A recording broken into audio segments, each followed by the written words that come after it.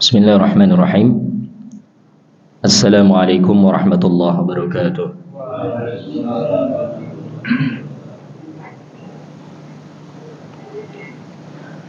Alhamdulillah. Alhamdulillahi ala ihsanih wa syukru lahu ala taufiqi wa amtinanih. Wa ashhadu an la ilaha illallah wahdahu la syarika lah ta'ziman li sya'nih. Wa ashhadu anna Muhammadan abduhu wa rasuluh ad-da'i ila ridwanih. Sallallahu alaihi wa ala alihi wa ashabihi wa man tabi'ahum bi ihsanih. Amma ba'd. Ma'asyiral muslimin wal muslimat rahimani wa rahimakumullah. Alhamdulillah, kita bersyukur kepada Allah Subhanahu wa taala atas limpahan nikmat yang telah Allah Subhanahu wa taala berikan kepada kita, sehingga kita masih diberikan kesempatan untuk melaksanakan kewajiban kita sebagai seorang muslim. Di antaranya adalah salat subuh secara berjamaah, dan juga hadirnya kita di salah satu majelis dari majelis ilmu.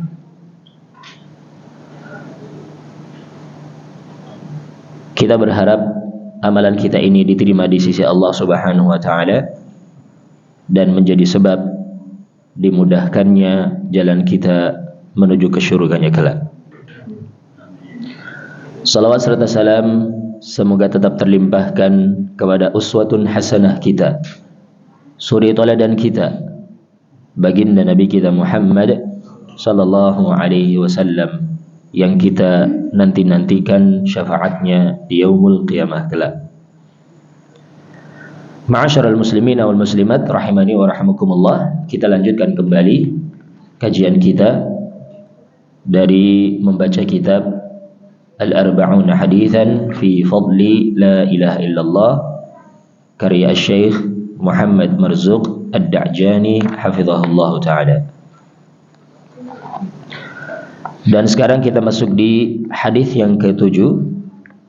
Pembahasan kita tentang babu fi bayanil qaidi li sihhati qawliha wa huwa al-kufru bi jami'i ma yu'badu min dunillah. Pembahasan kita tentang penjelasan ikatan sahnya kalimatut tauhid, ucapan la ilaha illallah. Jadi maksudnya adalah rukun dan juga syarat yang terkait dengan sahnya kalimatut tauhid, ucapan la ilaha illallah. Apa itu hal yang mengikat sahnya kalimatut tauhid? Yani wa huwa al-kufru bi jami'i ma yu'badu min dunillah. Yani mengingkari segala sesuatu yang disembah selain daripada Allah Subhanahu wa ta'ala. Ini ikatan yang mengikat sahnya kalimatut tauhid la ilaha illallah itu adalah mengingkari segala sesuatu yang disembah selain daripada Allah Subhanahu wa ta'ala. Al-hadithus sabi', hadis yang ke-7, an Abi Malik Al-Ashja'i rahimahullahu ta'ala an abihi. Sami'tu Rasulullah sallallahu alaihi wasallam yaqul man qala la ilaha illallah wa kafara bima yu'badu min dunillah haruma maluhu wa damuhu wa hisabuhu 'ala Allah. Rawahu Muslim. Dari Abu Malik Al-Ashja'i rahimahullahu ta'ala, dari ayahnya, aku mendengar Rasulullah sallallahu alaihi wasallam bersabda, man qala la ilaha illallah, barang siapa yang mengucapkan kalimatut tauhid la ilaha illallah wa kafara bima yu'badu min dunillah, dan mengingkari apa saja yang disembah selain daripada Allah Subhanahu wa taala, haruma maluhu wa damuhu, maka haram, tidak boleh untuk diambil hartanya tidak boleh untuk ditumpahkan darahnya, karena dia adalah saudara kita sesama muslim. Ketika dia telah mengucapkan kalimat tauhid la ilaha illallah, kemudian mengingkari apa saja yang disembah selain daripada Allah Subhanahu wa taala, berarti mereka itu adalah saudara kita sesama muslim. Maka tidak boleh bagi kita, haram bagi kita untuk mengambil hartanya tanpa alasan yang dibenarkan, haram bagi kita untuk menumpahkan darahnya. Wa hisabuhu 'ala Allah, adapun hisab untuk orang tersebut tadi yang telah mengucapkan kalimat tauhid dan mengkufuri apa saja, mengingkari apa saja yang disembah selain daripada Allah, maka nanti hisabnya diserahkan kepada Allah Subhanahu wa taala. Tentunya hisabnya sesuai dengan amalannya. Ketika dia di dunia banyak melakukan kebaikan-kebaikan, Allah Subhanahu wa taala pun akan memberikan balasan dengan balasan kebaikan. Tapi ketika dia di dunia banyak melakukan kejahatan-kejahatan, banyak melakukan kejelekan-kejelekan, Allah pun akan balas terlebih dahulu kejelekan tersebut. Nanti ketika kejelekan itu sudah habis, baru Allah Subhanahu wa taala masukkan dia ke dalam syurganya Allah. Masih ada harapan untuk masuk ke dalam syurga, meskipun nanti nggak tahu kapan waktunya, karena dihisab terlebih dahulu. Ini hadisnya riwayat Imam Muslim rahimahullah taala. Hadzal hadis fihi fawaid. Di dalam hadis ini terdapat padanya beberapa faidah. Minha, di antaranya adalah ismatud dam wal mal bila ilaha illallah. Yang pertama adalah terjaganya darah dan juga harta dengan kalimat tauhid. Ketika seorang telah mengucapkan la ilaha illallah, maka hartanya dan juga darahnya itu terjaga. Terjaga maksudnya tidak boleh untuk kita ambil dengan alasan yang hak. Tidak boleh untuk kita tumpahkan darahnya dengan alasan yang kecuali dengan alasan yang hak. Ya. Ini yang pertama, sebagaimana hadis-hadis yang sebelumnya telah kita sampaikan ya.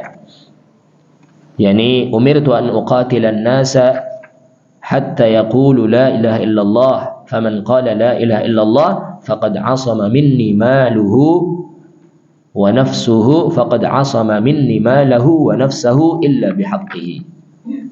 Aku diperintahkan untuk memerangi manusia sampai mereka mengucapkan la ilaha illallah.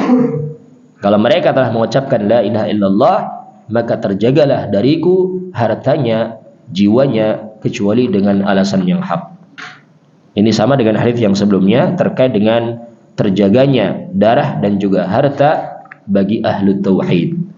Tidak boleh kita ambil hartanya kecuali dengan alasan yang dibenarkan, mungkin dengan perdagangan, dengan hibah, dengan sedekah dan yang semisal dengannya. Adapun untuk tidak boleh ditumpahkan darahnya, maka di sini kecuali dengan alasan yang hak, maksudnya ketika mereka telah melanggar hal-hal yang memang menjadikan sebab halalnya darah. Wa minha, dan di antara faidah dari hadis tersebut adalah anna mujarrada qawlihi la ilaha illallah la yakfi. Bahwasanya sekedar ucapan la ilaha illallah ini belum cukup. Hatta yukaffira bi jami'i ma yu'badu min dunillah, sampai orang yang mengucapkan itu mengingkari segala sesuatu yang disembah selain daripada Allah Subhanahu wa taala.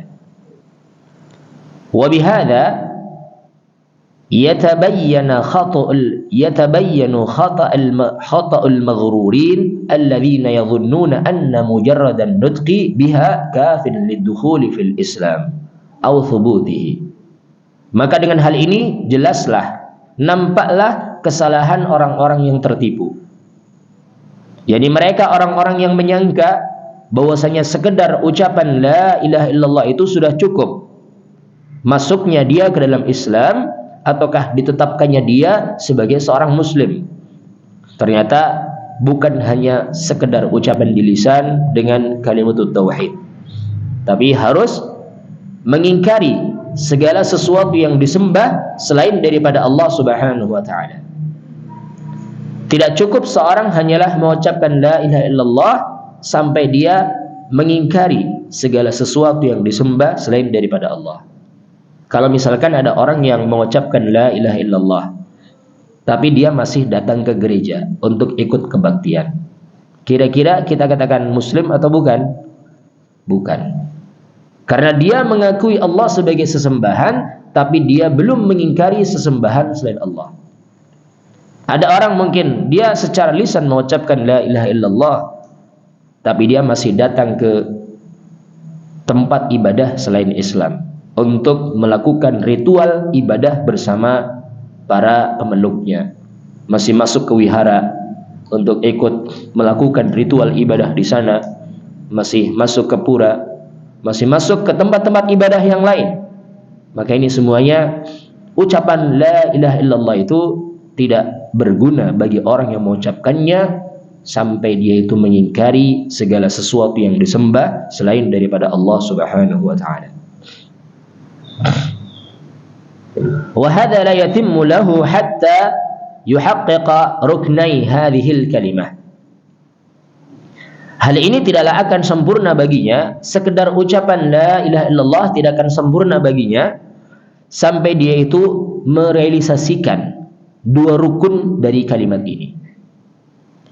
Kalimat tauhid itu punya dua rukun, wahuma, keduanya itu yang pertama adalah al-itsbat, yakni penetapan, dan yang kedua adalah an-nafyu, penafian. Ataukah mungkin penafian dulu ya, an-nafyu kemudian baru al-itsbat. Menafikan dulu, meniadakan dulu, mengkufuri segala sesuatu yang disembah selain daripada Allah, kita ingkari semuanya. Kemudian yang kedua adalah menetapkan Allah Subhanahu wa taala sebagai satu-satunya zat yang berhak untuk disembah, satu-satunya zat yang berhak untuk diibadahi. Ini dua rukun dalam kalimat tauhid, an-nafyu wal itsbat. Menafikan terlebih dahulu, kemudian baru menetapkan Allah sebagai satu-satunya sesembahan. An-nafyu itu ada pada kalimat la ilaha, al-itsbat ada pada kalimat illallah. Sehingga ini enggak boleh dipisah ya. La ilaha illallah. An-nafyu wal itsbat. Yani itsbatul ibadati lillahi wahdahu, menetapkan peribadatan hanyalah untuk Allah Subhanahu wa taala semata.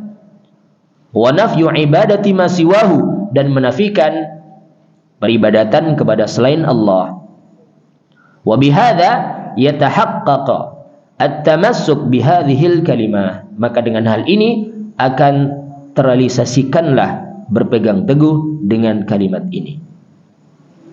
Kama qala ta'ala, sebagaimana Allah Subhanahu wa taala berfirman, "Faman yakfur bit-taghut," dan barang siapa yang kufur dengan at-taghut, mengingkari segala sesuatu yang disembah selain daripada Allah, wa yu'minu billah, dan beriman kepada Allah, faqad istamsaka bil urwatil wuthqa, maka sungguh dia telah berpegang teguh dengan tali yang sangat kuat. Ini surat Al-Baqarah ayat yang ke-256. Perhatikan di ayat ini disebutkan padanya dua rukun dari kalimat tauhid. Yang pertama adalah an-nafyu dalam kalimat faman yakfur bit-taghut. Barang siapa yang kufur, mengingkari taghut yang ada, segala sesuatu yang disembah selain daripada Allah, diingkari ini an-nafyu berarti ya. Kemudian yang kedua, wa yu'min billah, dan beriman kepada Allah. Di sini ada rukun, yakni al-itsbat, menetapkan Allah Subhanahu wa taala sebagai satu-satunya zat yang berhak untuk disembah, satu-satunya zat yang berhak untuk diibadahi. Kalau dua syarat ini terpenuhi, Allah baru menyatakan faqad istamsaka bil urwatil wuthqa, maka sungguh berarti dia telah berpegang teguh dengan tali yang sangat kuat, lam fisama laha, yang dia tidak akan terlepas darinya.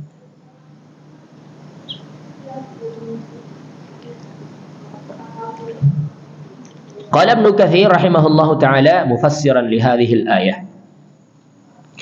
Al-Imam Ibnu Katsir rahimahullahu taala, beliau mengatakan ketika menafsirkan ayat ini, ay man khala'al andada wal awthana wa ma yad'u ilaihi syaitan min ibadati kulli ma yu'badu min dunillah wa wahhadallaha fa'abadahu wahdahu wa syahida an la ilaha illallah alla ilaha illa huwa faqad istamsaka bil urwatil wuthqa. Ini ucapan dari Ibnu Katsir dalam kitabnya Tafsir Ibnu Katsir atau tafsir yakni surat Al-Baqarah ayat yang ke-256.